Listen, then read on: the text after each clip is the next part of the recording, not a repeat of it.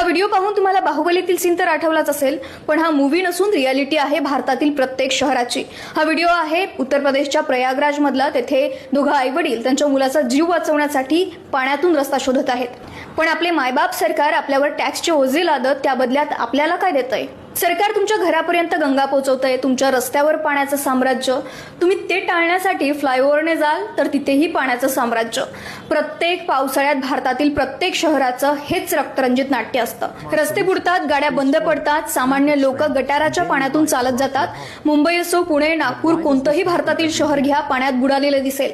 ड्रेनेजची व्यवस्था अस्तित्वातच नाही। येथे नाल्यांची सफाई वर्षातून एकदा, तीही फोटो सेशनसाठी। नाल्यांचे बांधकाम कोणत्याही प्लॅनिंग शिवाय, कामकाज दर्जाहीन, देखभाल शून्य। परिणाम हे असे। सरकारला पाठीशी घालत पावसाच्या तीव्रतेला दोष देण्याआधी आपल्या मनालाच विचारा, कारण या सिस्टमच्या नजरेत तुमच्या जीवाचे मोल पाण्याच्या एका थेंबानेच वाहून जाते।